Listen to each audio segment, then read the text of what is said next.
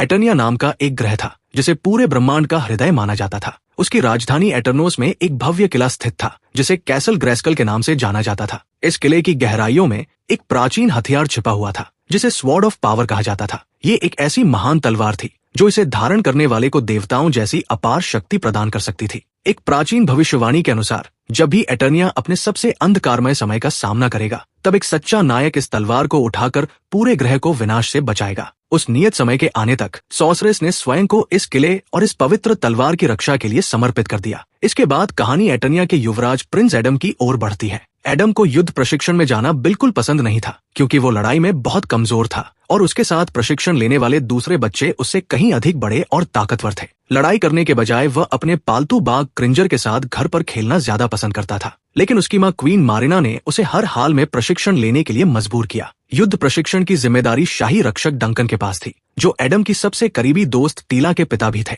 टीला एक असाधारण योद्धा थी और प्रशिक्षण के दौरान वो हर बार एडम को आसानी से हरा देती थी। कुछ ही देर बाद किंग रैंडर अपने बेटे की प्रगति देखने के लिए वहां पहुंचे। एडम की कमजोरी देखकर वह बेहद निराश हो गए। उन्होंने एडम को असली तलवारों से मुकाबला करने के लिए मजबूर किया और एक जोरदार वार करके उसे जमीन पर गिरा दिया। इसके बाद उन्होंने एडम से ये दोहराने को कहा कि इस दुनिया में कमजोर लोगों के लिए कोई जगह नहीं है। बाद में टीला ने एडम को समझाने की कोशिश की और कहा कि चाहे कुछ भी हो, किंग रैंडर उसके पिता है। तभी दोनों ने देखा कि कैसल ग्रेस्कल की दिशा से एक रहस्यमयी प्रकाश निकल रहा है जहां सॉर्सरेस अपनी जादुई शक्ति से चमक रही थी। अचानक शांत आकाश एक विशाल दुश्मन बेड़े से भर गया। दुश्मनों के युद्धपोतों ने तुरंत पूरे शहर पर बमबारी शुरू कर दी। डंकन ने बिना समय गवाए शाही सेना को एटर्नोस की रक्षा के लिए भेज दिया। जैसे ही दुश्मन महल के पास उतरे, शाही सेना के कुछ सबसे शक्तिशाली योद्धा आगे आए। इन्हें हीरोइक वॉरियर्स कहा जाता था। राममैन अपने बेहद शक्तिशाली सिर को हथियार बनाकर दुश्मनों पर टूट पड़ा। मैकेनिक ने अपनी गर्दन को असाधारण लंबाई तक फैलाकर कई दुश्मनों को एक साथ धराशायी कर दिया।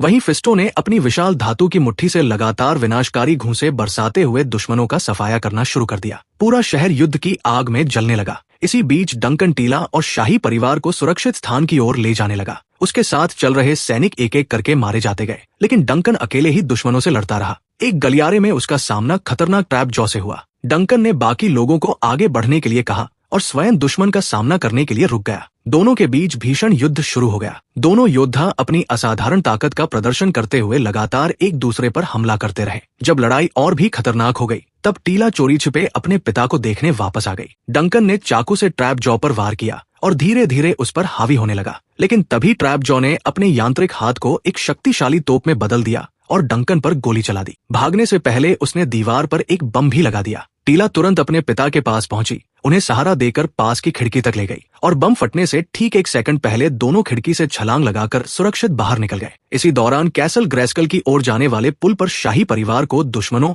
और उनके निर्दयी नेता स्केलेटर ने घेर लिया। किंग रैंडर ने अपने परिवार को आगे बढ़ने का आदेश दिया, जबकि वो स्वयं अकेले दुश्मनों का सामना करने के लिए रुक गए। उन्होंने बहादुरी से लड़ाई लड़ी और कई दुश्मनों को परास्त भी किया, लेकिन आखिरकार दुश्मनों की भारी संख्या के सामने वो हार गए। स्केलेटर ने अपनी काली जादुई शक्ति से रैंडर की तलवार तोड़ दी, उनका शाही मुकुट छीन लिया और स्वयं को एटर्निया का नया शासक घोषित कर दिया। उधर कैसल ग्रेस्कल के भीतर सॉर्सरेस ने स्वॉर्ड ऑफ पावर एडम को सौंप दी और उसे आदेश दिया कि वह इसे किसी ऐसी जगह ले जाए जहां ये हमेशा सुरक्षित रह सके। क्वीन मारिना ने सुझाव दिया कि वे उसके गृह ग्रह पृथ्वी पर चले जाएं, क्योंकि वहां कोई भी उन्हें कभी खोज नहीं पाएगा। सॉर्सरेस ने पृथ्वी तक जाने वाला एक जादुई द्वार खोल दिया। तभी स्केलेटर अपने सैनिकों के साथ किले के भीतर घुस आया। उसने एडम पर एक शक्तिशाली जादुई हमला किया, लेकिन मारिना अपने बेटे को बचाने के लिए उसके सामने आ गई और वह स्वयं उस हमले की चपेट में आ गई। सॉर्सरेस ने प्रिंस एडम से तुरंत वहां से निकल जाने को कहा। फिर उन्होंने स्केलेटर के अगले हमले को रोकने के लिए एक जादुई ढाल बनाई और स्वयं एक पक्षी का रूप धारण करके उड़ गई।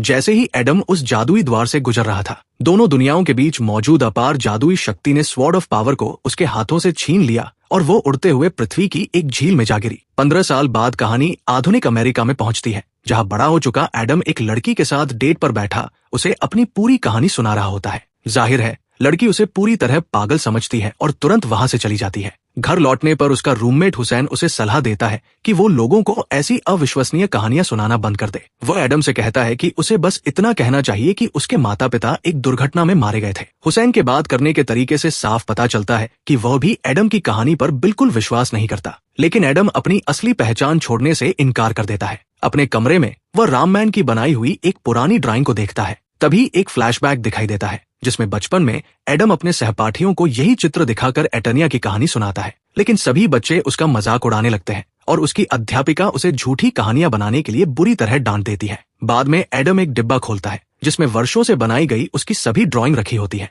उनमें उसके घर, उसके परिवार और एटर्निया की यादें कैद होती हैं। इन यादों को देखकर वो पूरी तरह भावुक और टूट जाता है। अगले दिन एडम अपने बेहद उबाऊ ऑफिस पहुंचता है, जहां वह एक एचआर कंपनी में काम करता है। वहां सबसे बड़ा नियम ये होता है कि हर कर्मचारी को हर समय मुस्कुराते रहना है और किसी से बहस नहीं करनी है। जैसे ही उसे मौका मिलता है, वो ऑफिस के कंप्यूटर पर चोरी छिपे अपनी खोई हुई तलवार को इंटरनेट पर खोजने लगता है। आखिरकार उसकी बॉस उसे काम छोड़कर तलवारें खोजते हुए पकड़ लेती है। वो उसे बुरी तरह डांटती है और चेतावनी देती है कि अगर उसने तलवारों के पीछे पागलों की तरह भागना बंद नहीं किया तो उसे नौकरी से निकाल दिया जाएगा। लेकिन एडम उसकी बातों पर बिल्कुल ध्यान नहीं देता, क्योंकि उसी समय उसे किसी ऐसे व्यक्ति का संदेश मिला होता है जो दावा करता है कि उसके पास एक तलवार है। एडम तुरंत दिए गए पते पर पहुंचता है और पाता है कि वो जगह दरअसल एक कॉमिक बुक स्टोर है। दुकान के अंदर उसे एक सजावटी मूर्ति में फंसी हुई तलवार दिखाई देती है, जो बिल्कुल उसकी महान तलवार जैसी लगती है। जब एडम उसे बाहर निकालने की कोशिश करता है तो तलवार अपनी जगह से बिल्कुल नहीं हिलती और पूरी मूर्ति उसके ऊपर गिर पड़ती है। दुकान में मौजूद एक ग्राहक इस पूरे शर्मनाक दृश्य का वीडियो रिकॉर्ड कर लेता है। काफी देर तक संघर्ष करने के बाद आखिरकार एडम तलवार को बाहर निकालने में सफल हो जाता है। उत्साह से भरकर वो उन प्राचीन जादुई शब्दों का उच्चारण करता है जिनसे स्वॉर्ड ऑफ पावर जागृत होनी चाहिए थी, लेकिन कुछ भी नहीं होता। दुकान का मालिक दौड़कर आता है और पूछता है कि हुए नुकसान का भुगतान कौन करेगा। एडम उसकी बात पूरी तरह नजरअंदाज करता है, तलवार उठाता है और दुकान से भाग जाता है, जबकि पीछे से दुकान का मालिक चिल्लाता रहता है कि वो तलवार कभी बिक्री के लिए थी नहीं। उत्साह में डूबा एडम गाड़ी चलाते समय सड़क पर बिल्कुल ध्यान नहीं देता और रास्ते में कई चीजों से टकराता हुआ अपने घर पहुंचता है। घर पहुंचने के बाद वह तलवार से बार बार विनती करता है कि वो कोई चमत्कार दिखाए, लेकिन एक बार फिर कुछ भी नहीं होता। अगली सुबह 2 पुलिस अधिकारी उसके घर पहुंचते हैं और चोरी के आरोप में उसे गिरफ्तार कर लेते हैं। जब वे उसे पुलिस स्टेशन ले जा रहे होते हैं, तभी उनकी गाड़ी एक भयंकर ट्रैफिक जाम में फंस जाती है। अचानक चारों ओर अफरा तफरी मच जाती है और डरे हुए लोग अपनी जान बचाने के लिए भागने लगते हैं। एडम बाहर देखता है और पाता है कि बीस्ट मैन पूरे शहर में हमला कर रहा है। जैसे ही बीस्ट मैन की नजर एडम पर पड़ती है, वो पुलिस की गाड़ी पर छलांग लगाकर उसका दरवाजा उखाड़ देता है। एडम तुरंत स्वॉर्ड ऑफ पावर उठाता है, गाड़ी का शीशा तोड़ता है और वहां से भाग निकलता है। बीस्ट मैन हाईवे पर उसका पीछा करता है। वो खाने के डिब्बे फेंककर एडम पर हमला करता है और आखिरकार उसे जमीन पर गिरा देता है। फिर वह एडम को उठाकर एक चल रहे ट्रक पर दे मारता है, जिससे तलवार उसके हाथों से छूटकर दूर जा गिरती है। जैसे ही बीस्ट मैन एडम को मारने वाला होता है, तभी कोई उसकी छाती पर सीधा गोली मार देता है। अचानक एक रहस्यमयी महिला युद्ध में कूद पड़ती है। वो अपने हथियारों से लगातार बीस्ट मैन पर हमला करती है और फिर एक और गोली चलाकर उसे हाईवे से नीचे गिरा देती है। जब वो महिला मुड़कर एडम को उसके नाम से पुकारती है, तो एडम हैरान रह जाता है, क्योंकि वो और कोई नहीं बल्कि टीला होती है। लेकिन दोनों ठीक से मिल भी नहीं पाते कि बीस्ट मैन फिर से उन पर हमला कर देता है। टीला तुरंत कार का दरवाजा उठाकर बीस्ट मैन पर दे मारती है, स्वॉर्ड ऑफ पावर उठा लेती है और एडम को लेकर छिपने के लिए भाग जाती है। उधर बीस्ट मैन लगातार कारों को हटाते हुए उनकी तलाश करता रहता है। टीला एडम को बताती है कि तलवार से एक जादुई संकेत निकला था, जिसकी वजह से वो और बीस्ट मैन दोनों उसकी लोकेशन तक पहुंच पाए। इसके बाद दोनों फिर से दौड़ना शुरू कर देते हैं। टीला आसानी से हाईवे से नीचे छलांग लगा देती है, लेकिन एडम की छलांग उतनी सफल नहीं होती और वो लगभग तेज रफ्तार ट्रैफिक की चपेट में आ जाता है। बीस्ट मैन एक बार फिर उनका पीछा करते हुए उनके पास पहुंच जाता है, लेकिन हमला करने से पहले ही एक तेज रफ्तार ट्रक उसे जोरदार टक्कर मार देता है। इसके बाद एडम और टीला भागते हुए आखिरकार पास के एक पार्क में छिपे टीला के गुप्त अंतरिक्ष यान तक पहुंच जाते हैं। आसपास मौजूद लोग ये अद्भुत दृश्य देखकर पूरी तरह हैरान रह जाते हैं, जबकि दोनों तेजी से अंतरिक्ष यान के भीतर प्रवेश कर जाते हैं। वे ठीक उसी समय उसका प्रवेश द्वार बंद कर देते हैं जब बीस्ट मैन वहां पहुंचता है। जब बीस्ट मैन अंतरिक्ष यान से चिपकने की कोशिश करता है, तभी टीला एक जादुई पोर्टल सक्रिय कर देती है। पोर्टल से निकली भीषण ऊर्जा की लहर बीस्ट मैन को जोरदार झटका देकर वापस जमीन पर फेंक देती है और उसी क्षण अंतरिक्ष यान वहां से गायब हो जाता है। यात्रा के दौरान टीला एडम को बताती है कि पिछले 15 वर्षों में सब कुछ पूरी तरह बदल चुका है।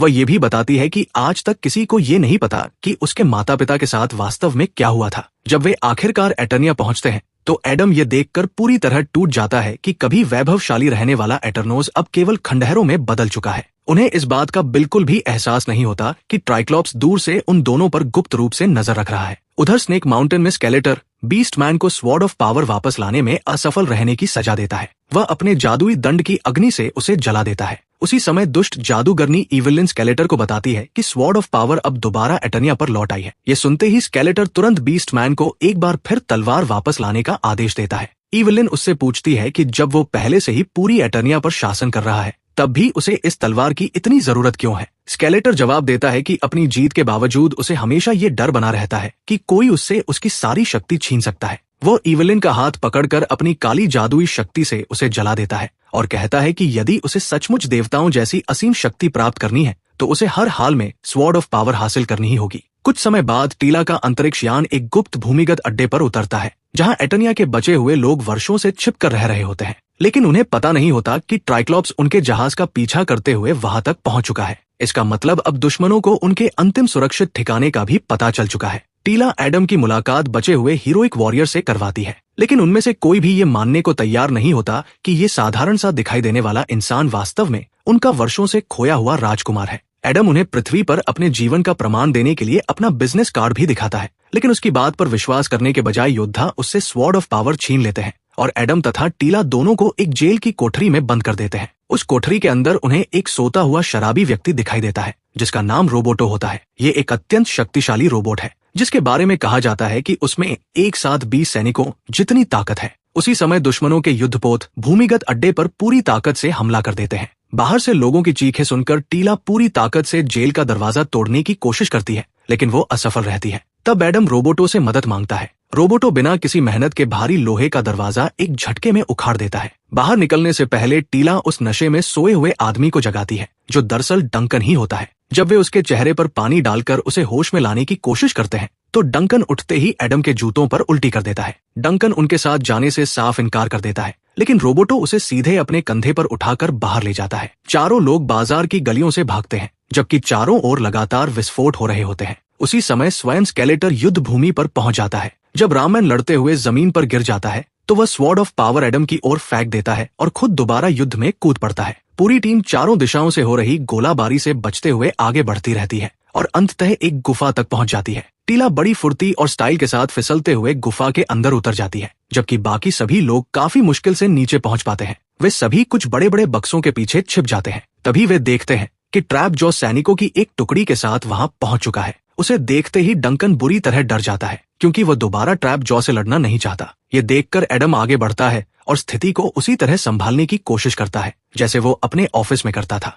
लेकिन ट्रैप जॉ को बातचीत में बिल्कुल भी दिलचस्पी नहीं होती। वह तुरंत एडम पर हमला कर देता है और उसे धकेलते हुए एक पुल के किनारे तक पहुंचा देता है। एडम अपनी पूरी कोशिश करके उसका सामना करता है और उसे पुल से नीचे गिराने की भी कोशिश करता है, लेकिन ट्रैप जॉ बड़ी आसानी से उसे दूर फेंक देता है। तभी टीला एडम को याद दिलाती है कि स्वॉर्ड ऑफ पावर का सही उपयोग कैसे किया जाता है। जैसे ही एडम दोबारा तलवार को छूता है, उसे सॉर्सरेस का दर्शन होता है। वह उसे पवित्र मंत्र बोलने का आदेश देती है। एडम तलवार को ऊपर उठाकर पूरी ताकत से चिल्लाता है, ग्रेस्कल की शक्ति की सौगंध, मेरे पास शक्ति है। उसी क्षण आकाश से एक विशाल जादुई बिजली तलवार पर गिरती है। उस विस्फोटक ऊर्जा से आसपास मौजूद सभी दुश्मन सैनिक हवा में उछलकर दूर जा गिरते हैं। उस अद्भुत जादू के प्रभाव से एडम बदलकर कैसल ग्रेस्कल का महान चैंपियन बन जाता है, लेकिन ट्रैप जॉ उसकी इस शक्ति से बिल्कुल भी नहीं डरता। वो बिना एक पल गवाए एडम पर हमला कर देता है और उसके हाथ से तलवार छीनकर दूर गिरा देता है। दोनों के बीच भीषण युद्ध शुरू हो जाता है, लेकिन इस बार एडम पहले से कहीं ज्यादा शक्तिशाली और तैयार होता है।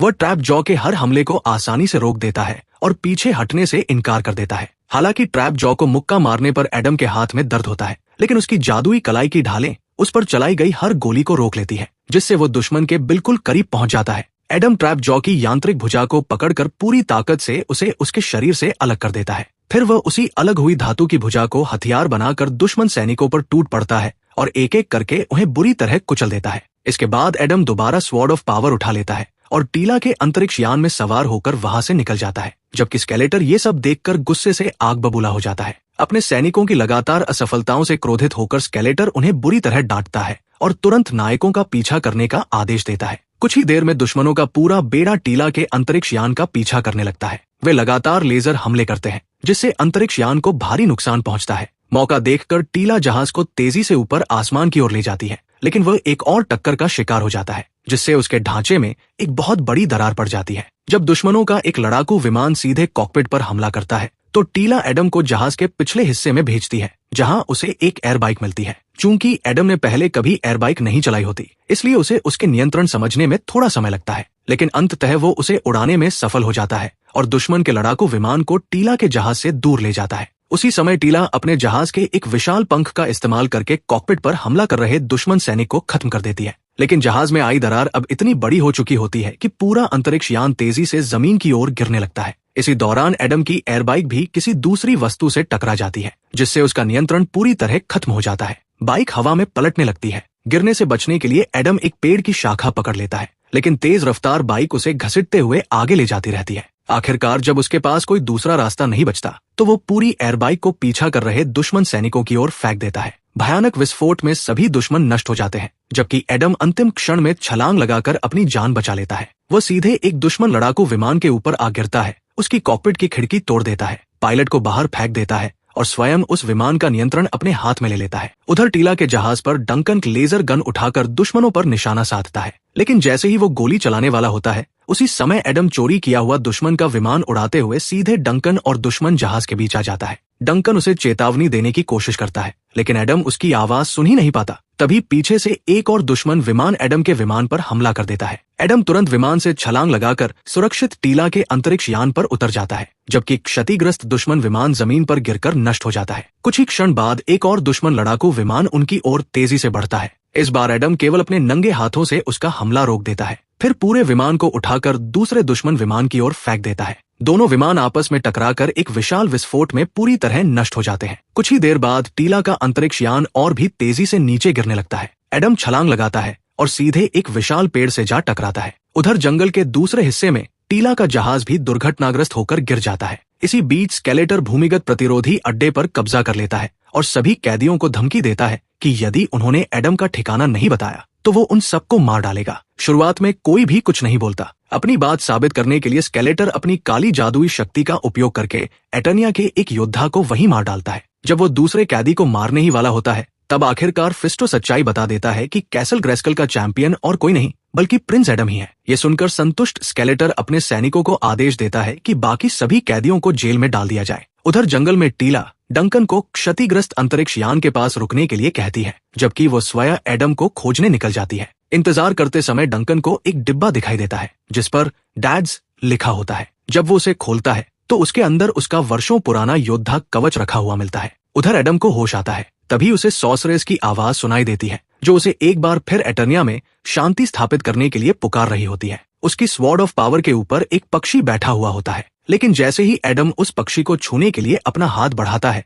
वो तुरंत उड़ जाता है। ठीक उसी समय टीला वहां पहुंच जाती है और एडम को वापस दुर्घटनाग्रस्त अंतरिक्ष यान के पास ले आती है। वहां पहुंचकर वे देखते हैं कि डंकन अपनी पुरानी मरम्मत की हुई योद्धा पोशाक पहने अपनी दाढ़ी को अच्छी तरह संवार कर पूरे आत्मविश्वास के साथ खड़ा है। वह एक बार फिर पूरी तरह युद्ध के लिए तैयार दिखाई देता है। टीला को लगता है कि उसके पिता ने आखिरकार अपनी शराब की लत छोड़ दी है, लेकिन तभी डंकन अपनी जेब से शराब से भरी एक छोटी फ्लास्क निकाल लेता है। यह देखकर टीला उसे डांट लगाती है और गुस्से में वहां से चली जाती है। इसके बाद डंकन एडम को याद दिलाता है कि उसे लड़ाई नाम या शोहरत के लिए नहीं, बल्कि निर्दोष लोगों की रक्षा करने के लिए लड़नी होगी। उधर टीला को अंतरिक्ष यान की मरम्मत के लिए मदद की जरूरत होती है। एडम केवल एक हाथ से जहाज के एक बहुत बड़े हिस्से को आसानी से उठा लेता है। साथ मिलकर काम करते हुए दोनों स्वीकार करते हैं कि पिछले 15 वर्षों में उन्होंने एक दूसरे को बहुत याद किया है। एडम को लगता है कि ये पल अब रोमांटिक हो चुका है। वो धीरे धीरे टीला के करीब झुकता है, मानो दोनों एक दूसरे को चूमने वाले हों, लेकिन टीला उसे प्यार से रोक देती है और समझाती है कि वो उसके लिए सिर्फ एक अच्छा दोस्त है। कुछ ही मिनट बाद पूरे आकाश में स्केलेटर का एक विशाल जादुई रूप दिखाई देता है, जो पूरे ग्रह के नाम एक संदेश प्रसारित करता है। वो घोषणा करता है कि यदि एडम स्वॉर्ड ऑफ पावर उसके हवाले कर दे तो वह एडम के माता पिता की जान बख्श देगा, जिन्हें उसने इन सभी वर्षों में गुप्त रूप से जीवित रखा हुआ है। लेकिन यदि एडम ने तलवार देने से इनकार किया तो वो उसके माता पिता दोनों को मार डालेगा। टीला तुरंत समझ जाती है कि ये साफ साफ एक जाल है, लेकिन एडम अपने माता पिता को बचाने का मौका किसी भी कीमत पर नहीं छोड़ सकता। उसके दिल में पहले ही ये निर्णय हो चुका होता है कि इस बार वो स्केलेटर का हमेशा के लिए अंत करके रहेगा। लंबी बहस के बाद आखिरकार पूरी टीम उसके साथ जाने के लिए तैयार हो जाती है। जब वे अपनी यात्रा शुरू करते हैं, तब वही रहस्यमयी पक्षी चुपचाप ऊपर आसमान में उड़ता हुआ लगातार उनका पीछा करता रहता है। आखिरकार वे कैसल ग्रेस्कल के विशाल द्वार तक पहुंचते हैं, जहां द्वारपाल गोटमैन एडम से स्वॉर्ड ऑफ पावर उसे सौंपने की मांग करता है। एडम साफ मना कर देता है और कहता है कि वह तलवार केवल सीधे स्केलेटर को ही देगा। ये सुनकर इवलिन गोटमैन को आदेश देती है कि वह एडम को उनके स्वामी के पास ले जाए, जबकि वह स्वयं उसके बाकी साथियों से निपटेगी। जब एडम आखिरकार स्केलेटर के सामने पहुंचता है तो वह पीछे से अचानक हमला करने की तैयारी करता है, लेकिन ठीक उसी क्षण स्केलेटर एक तरफ हट जाता है और उसके पीछे खड़े किंग रैंडर दिखाई देते हैं। स्केलेटर आखिरी बार एडम को चेतावनी देता है कि वो स्वॉर्ड ऑफ पावर उसके हवाले कर दे। एडम एक बार फिर साफ इनकार कर देता है। इसके जवाब में स्केलेटर अपने सबसे शक्तिशाली योद्धाओं को बुला लेता है। बिना एक पल की हिचकिचाहट के एडम अकेले ही उन सभी पर टूट पड़ता है और अपनी असाधारण शक्ति का प्रदर्शन करता है। जब लड़ाई के दौरान उसके हाथ से तलवार छिन जाती है तब भी वो हार नहीं मानता। वह दुश्मन के एक सैनिक को ही पकड़कर उसे हथियार की तरह इस्तेमाल करने लगता है और उसी से बाकी सैनिकों की जमकर पिटाई कर देता है। स्केलेटर के योद्धाओं में एक ऐसा विशालकाय राक्षसी सैनिक भी होता है जिसके पूरे शरीर पर नुकीले कांटे लगे होते हैं। एडम उस कांटेदार दैत्य को भी उठाकर बाकी दुश्मनों के खिलाफ हथियार की तरह इस्तेमाल करता है। आखिरकार एडम दोबारा स्वॉर्ड ऑफ पावर अपने हाथ में ले लेता है, लेकिन कुछ ही क्षणों में दुश्मन सैनिक उसे चारों ओर से घेर लेते हैं। तभी एडम अपनी पूरी शक्ति के साथ एक जबरदस्त ऊर्जा तरंग छोड़ता है जो आसपास मौजूद हर दुश्मन को दूर उछालकर फेंक देती है। युद्ध लगातार चलता रहता है, चाहे सामने कितना भी अजीब या खतरनाक योद्धा क्यों न आए। एडम एक एक करके सभी को पराजित कर देता है। ये सब देखकर किंग रैंडर पहली बार अपने बेटे पर सचमुच गर्व महसूस करने लगते हैं। उसी समय गोटमैन मौका देखकर अपनी विशाल कुल्हाड़ी से एडम पर हमला करता है, जिससे एडम पीछे हटते हुए लावा की नदी के ऊपर बने एक संकरे पुल पर पहुंच जाता है। एडम जवाबी हमला करते हुए सबसे पहले गोटमैन के दोनों सींग तोड़ देता है और फिर एक इतना शक्तिशाली मुक्का मारता है कि गोटमैन सीधा नीचे उबलते हुए लावा में जा गिरता है। अब जबकि स्केलेटर के लगभग सभी योद्धा हार चुके होते हैं, एडम स्वयं स्केलेटर का सामना करने के लिए आगे बढ़ता है, लेकिन उसके हमला करने से पहले ही इवलिन अपने जादू से एडम के पूरे शरीर को पूरी तरह स्थिर कर देती है। तभी स्केलेटर घोषणा करता है कि अब वह किंग रैंडर को भी मार देगा। अपने पिता की जान खतरे में देखकर एडम का क्रोध अपनी चरम सीमा पर पहुंच जाता है। उसका उफनता हुआ गुस्सा इवलिन का जादू तोड़ देता है और वो अविश्वसनीय शक्ति के साथ स्केलेटर पर हमला करता है। स्केलेटर किसी तरह उस वार से बच निकलता है, लेकिन एडम का वो भयंकर प्रहार पीछे गुफा की दीवार पर जाकर लगता है। उसके प्रभाव से पूरी गुफा जोर जोर से कांपने लगती है। छत के विशाल हिस्से टूटकर नीचे गिरने लगते हैं और गुफा का एक बड़ा भाग सीधे किंग रैंडर के ऊपर आ गिरता है। एडम पूरी ताकत लगाकर भारी पत्थरों को हटाने की कोशिश करता है और अंततः अपने पिता को मलबे के नीचे दबा हुआ खोज निकालता है। मरते हुए किंग रैंडर अपने बचपन में एडम के साथ किए गए कठोर व्यवहार के लिए उससे माफी मांगते हैं। कुछ ही क्षण बाद किंग रैंडर अपने बेटे की बाहों में अंतिम सांस लेते हैं। अपने पिता की मृत्यु पर शोक मना रहे एडम पर उसी समय स्केलेटर पीछे से अपने जादुई दंड से हमला करता है और उसे बेहोश कर देता है। जब एडम को दोबारा होश आता है तब वो फिर से अपने सामान्य मानव रूप में लौट चुका होता है। वो खुद को बाकी बचे एटनिया वासियों के साथ एक जेल की कोठरी में कैद पाता है। वहाँ उसकी माँ क्वीन मारिना भी मौजूद होती है। एडम अपनी माँ को गले लगाता है और भारी मन से उन्हें अपने पिता की मृत्यु का दुखद समाचार देता है। उधर स्केलेटर स्वॉर्ड ऑफ पावर उठाता है और सही पवित्र मंत्र का उच्चारण करता है, लेकिन फिर भी कुछ नहीं होता। गुस्से से पागल होकर स्केलेटर इवलिन का गला पकड़ लेता है और चिल्लाते हुए पूछता है, तलवार काम क्यों नहीं कर रही? इवलिन उसे बताती है कि एक विशेष अनुष्ठान किया जा सकता है, जिसके बाद स्केलेटर स्वॉर्ड ऑफ पावर का वास्तविक स्वामी बन जाएगा। एक पल भी बर्बाद किए बिना स्केलेटर अपने सभी साथियों के साथ कैसल ग्रेस्कल की ओर उस अनुष्ठान को पूरा करने के लिए रवाना हो जाता है। उधर जेल की कोठरी में डंकन और एडम अपनी असफलता के दुख को एक दूसरे के साथ बांटते हुए पहले से कहीं अधिक करीब आ जाते हैं। एडम को याद आता है कि डंकन हमेशा उसे सिखाता था कि चाहे परिस्थितियां कितनी भी कठिन क्यों न हो, कभी हार नहीं माननी चाहिए। उन्हीं यादों से प्रेरित होकर दोनों ये संकल्प लेते हैं कि वे अंतिम सांस तक लड़ते रहेंगे। तभी टीला एडम को एक ऐसा सरप्राइज देती है जिसकी उसने बिल्कुल भी उम्मीद नहीं की होती। उसका प्यारा बाघ क्रिंजर भी वहाँ मौजूद होता है। अब क्रिंजर बोल सकता है। वो खुशी से दौड़ता हुआ एडम के पास आता है और उत्साह में उसका चेहरा चाटने लगता है। इसके बाद एडम हिम्मत जुटाकर जेल में मौजूद सभी लोगों को एक प्रेरणादायक भाषण देता है। उसके जोशीले शब्द सभी कैदियों के दिलों में फिर से उम्मीद जगा देते हैं और हर कोई एक बार फिर लड़ने के लिए तैयार हो जाता है। सभी लोग मिलकर जेल का विशाल दरवाजा धक्का देना शुरू करते हैं, जबकि उसी समय रोबोटो उसके ऊपर मौजूद विशाल चट्टानी संरचना पर गोलियां चलाता है। उसके हमले से पूरी चट्टान ढह जाती है। जैसे ही एटर्निया के लोग जेल से बाहर निकलते हैं, सामने दुश्मन सैनिकों की एक बड़ी टुकड़ी उनका इंतजार कर रही होती है, लेकिन एटर्नोस के वीर योद्धा अपनी पूरी ताकत के साथ उन पर टूट पड़ते हैं और देखते ही देखते सभी दुश्मनों को परास्त कर देते हैं। इसके बाद हीरोइक वॉरियर्स दुश्मनों के कई अंतरिक्ष यान छीन लेते हैं और वापस एटर्नोस लौटते हैं, जहां वे अपने प्रिय शहर पर कब्जा किए बैठे सैनिकों के खिलाफ पूरी ताकत से हमला बोल देते हैं। एक भयंकर युद्ध छिड़ जाता है। हीरोइक वॉरियर्स बिना किसी दया के एक एक करके दुश्मनों का सफाया करते चले जाते हैं। इसी बीच एडम और उसके साथी कैसल ग्रेस्कल की ओर बढ़ते रहते हैं। किले के प्रवेश द्वार पर डंकन टीला और एडम से कहता है कि वे दोनों आगे बढ़ें, जबकि वो स्वयं पुल की रक्षा करने के लिए यही रुकेगा। उधर क्रिंजर घबराया हुआ और डरा हुआ दिखाई देता है। एडम मुस्कुराकर उससे कहता है, तुम एक बाघ हो, बाघ की तरह व्यवहार करो। एडम की बात सुनकर क्रिंजर का आत्मविश्वास लौट आता है। एडम उसकी पीठ पर सवार होकर युद्ध के मैदान की ओर दौड़ पड़ता है। उधर कैसल ग्रेस्कल के भीतर स्केलेटर स्वॉर्ड ऑफ पावर को उसकी सही जगह पर स्थापित कर देता है। ठीक उसी क्षण नायक किले के भीतर धावा बोल देते हैं। क्रिंजर तुरंत पहरेदारों पर हमला करता है और उन्हें आसानी से परास्त कर देता है। इस मौके का फायदा उठाते हुए एडम छलांग लगाकर सीधे वेदी पर पहुंच जाता है और एक बार फिर स्वॉर्ड ऑफ पावर अपने हाथ में ले लेता है। इसी बीच टीला ने इविलिन पर हमला कर दिया। इविलिन ने अपनी शक्तिशाली जादुई शक्ति से टीला को बर्फ में जकड़ देने की कोशिश की, लेकिन टीला ने उस जादुई बंधन को तोड़ दिया और पूरी ताकत के साथ लड़ाई जारी रखी। उधर पुल पर डंकन और रोबोटो लगातार उन सभी दुश्मनों पर गोलियां बरसा रहे थे जो पुल पार करने की कोशिश कर रहे थे, लेकिन दुश्मनों की अंतहीन सेना रुकने का नाम ही नहीं ले रही थी। आखिरकार दोनों ने एक विशाल मूर्ति पर निशाना साधकर उसे गिरा दिया। वो भारी मूर्ति सीधे पुल पर आ गिरी और उसके भार से पूरा पुल दुश्मन सैनिकों के नीचे ढहने लगा। लेकिन तभी अचानक ट्रैपजॉ एक उड़ने वाले युद्धपोत में सवार होकर वहां पहुंच गया। उसने लगातार रोबोटों पर गोलियां बरसाई जब तक कि उसका पूरा शरीर विस्फोट के साथ नष्ट नहीं हो गया। अपने साथी की ये हालत देखकर डंकन क्रोध से भर उठा। वह छलांग लगाकर सीधे ट्रैपजॉ के उड़ते हुए जहाज पर जा पहुंचा, कॉकपिट की खिड़की तोड़ दी और उस पर बेरहमी से हमला कर दिया। ट्रैपजॉ की बुरी तरह पिटाई करने के बाद डंकन ने एक ग्रेनेड उसके मुंह में ठूंस दिया और तुरंत जहाज से बाहर छलांग लगा दी। कुछ ही सेकंड बाद वह पूरा युद्धपोत एक भीषण आग के गोले में बदल गया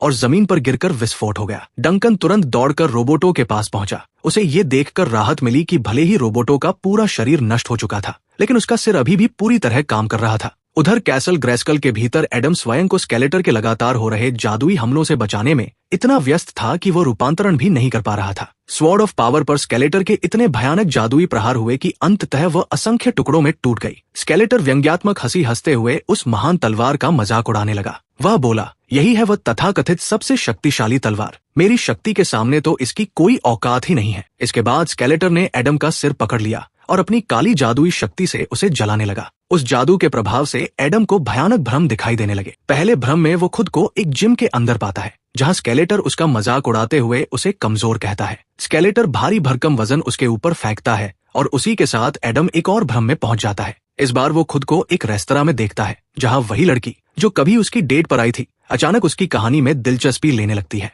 लेकिन कुछ ही क्षणों बाद वह लड़की स्केलेटर में बदल जाती है। स्केलेटर एडम के बाल पकड़कर उसे पूरे रेस्तरां में घसीटता है और रास्ते में आने वाले हर व्यक्ति का बेरहमी से कत्ल करता चलता है। फिर वह एडम को एक मेज पर पटक देता है, जहां उसकी ऑफिस वाली बॉस दिखाई देती है और उसे उसकी महत्वपूर्ण मीटिंग की याद दिलाती है। इसके बाद स्केलेटर औपचारिक बिजनेस सूट पहनकर उसके सामने आता है, उसका गला पकड़ लेता है और कहता है, तुम कभी भी एक सच्चे नायक नहीं बन सकते और एटर्निया को राख बनने से कोई नहीं बचा सकता। वास्तविक दुनिया में उसी समय स्केलेटर टूटी हुई तलवार का एक नुकीला टुकड़ा सीधे एडम के शरीर में घूम देता है और उसे फिर से एक और भ्रम की दुनिया में भेज देता है। इस बार एडम खुद को पृथ्वी पर अपने पुराने अपार्टमेंट में पाता है। उसका रूममेट हुसैन सामान्य अंदाज में उससे पूछता है कि वो कैसा है और फिर मुस्कुराते हुए कहता है, अरे किराया देना मत भूलना। जब एडम एक बार फिर अपनी पुरानी ड्राइंग्स देखने लगता है तो उसे उनमें सॉर्सरेस की एक तस्वीर दिखाई देती है। अचानक कमरे में रखी उसकी सारी ड्राइंग्स हवा में तैरने लगती है। उसी समय वह रहस्यमयी पक्षी उसके अपार्टमेंट के भीतर उड़कर आता है और बोलना शुरू कर देता है।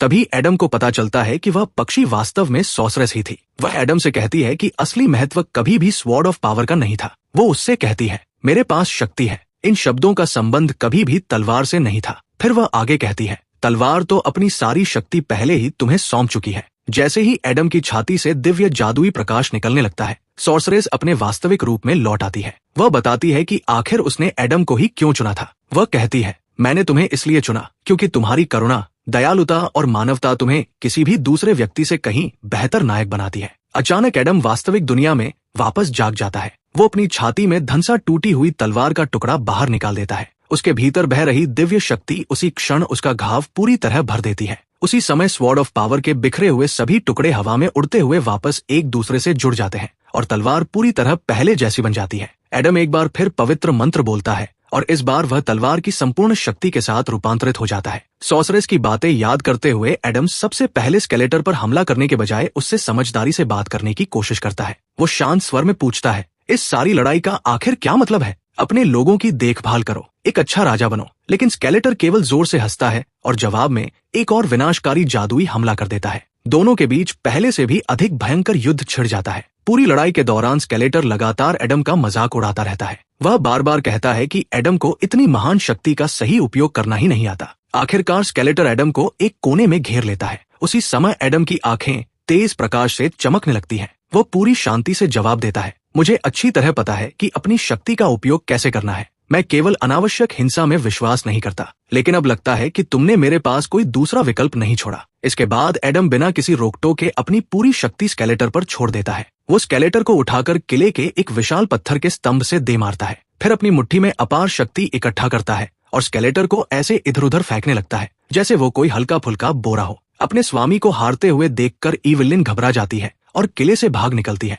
आखिरी कोशिश के रूप में स्केलेटर फिर से अपने जादू से एडम पर हमला करता है, लेकिन इस बार उसका जादू एडम पर बिल्कुल भी असर नहीं करता। अपनी हार सामने देखकर स्केलेटर पहली बार बातचीत करने और समझौता करने के लिए तैयार हो जाता है, लेकिन एडम उसकी कोई बात नहीं सुनता। वो स्केलेटर का जादुई दंड छीन लेता है और उसमें अपनी अपार शक्ति भर देता है। अत्यधिक ऊर्जा के दबाव से वह जादुई दंड विस्फोट के साथ चकनाचूर हो जाता है। उस विस्फोट से निकली विशाल ऊर्जा पूरे क्षेत्र में फैल जाती है। उसकी विनाशकारी शक्ति से स्वयं स्केलेटर का शरीर भी टुकड़ों में बिखर जाता है। अंत में उसके शरीर का केवल उसका खोपड़ी ही बचती है। युद्ध समाप्त होने के बाद एडम अपने सभी मित्रों से दोबारा मिलता है और वे सभी मिलकर कैसल ग्रेस्कल से बाहर निकल आते हैं। 6 महीने बाद एटर्नोस लगभग पूरी तरह दोबारा बस चुका होता है। क्वीन मारिना एक बार फिर अपने उचित स्थान पर सिंहासन संभाल चुकी होती है। रोबोटो को एक बिल्कुल नया और पहले से भी बेहतर शरीर मिल चुका होता है। हुसैन को भी आखिरकार एटर्निया लाया जाता है ताकि वो अपनी आंखों से पूरी सच्चाई देख सके और अंततः एडम की अविश्वसनीय कहानी पर विश्वास कर सके।